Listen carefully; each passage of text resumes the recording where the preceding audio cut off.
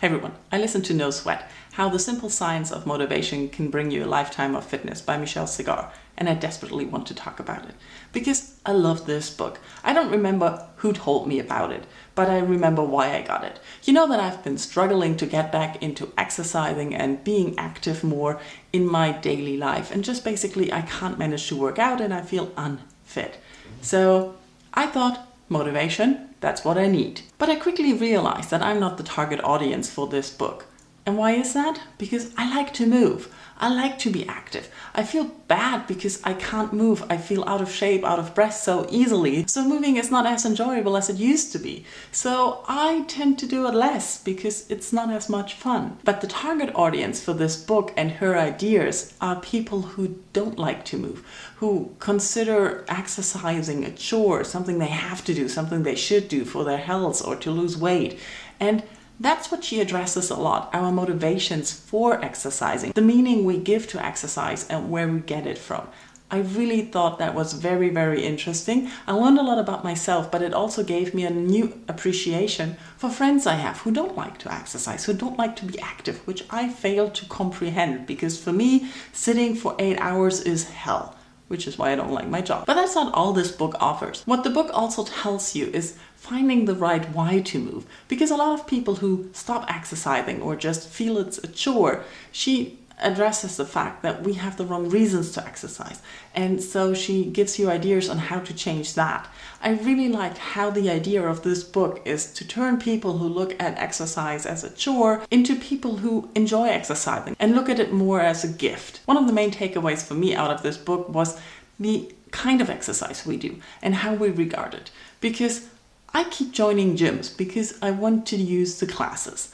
But then I never get to go to the classes because they're inflexible. I either am too late, too early, or have to wait too long, and then the classes are not as good as I expected them or not as fun, so I stop going to the classes. But I still keep the gym membership, but I don't like going to the gym. I don't feel comfortable there. I don't like doing the machines. So usually I'm just like, in winter I can use the treadmill and go to the sauna. But that's kind of not fun. So on another side, it also stops me from exercising outside of the gym. I have an exercise bike at home, so I could do exercise there every morning, which I tend to do often. But sometimes I'm like, oh, you want to go to the gym in the evening. So I don't exercise in the morning, and then I don't get to go to the gym because something happens or I'm just too lazy or whatever.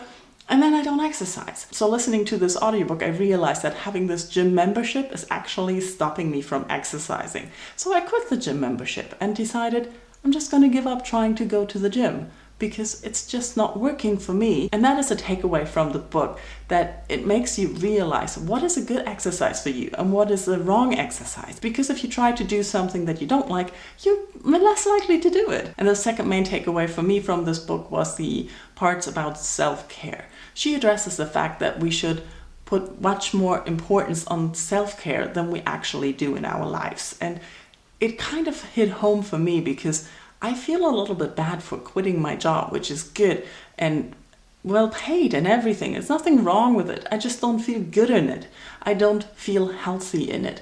I don't really want to do it. And it's part of self-care why I'm quitting it, but it really makes me feel guilty a little bit.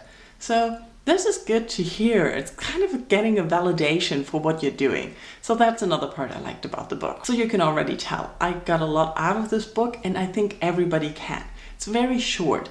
The audiobook I think was just a little bit between 4 or 6 hours, but I don't really recommend getting the audiobook. I recommend getting the physical book because there are a lot of lists in there and a lot of exercises, which are tedious to do when you're listening to an audiobook and you're on your commute to work. But in the physical book, you can flip back and forth, you can do the exercises in the book, and you can skip long lists with example answers and just go on to the next chapter. I highly recommend it to everyone who's struggling with exercise and doesn't understand why.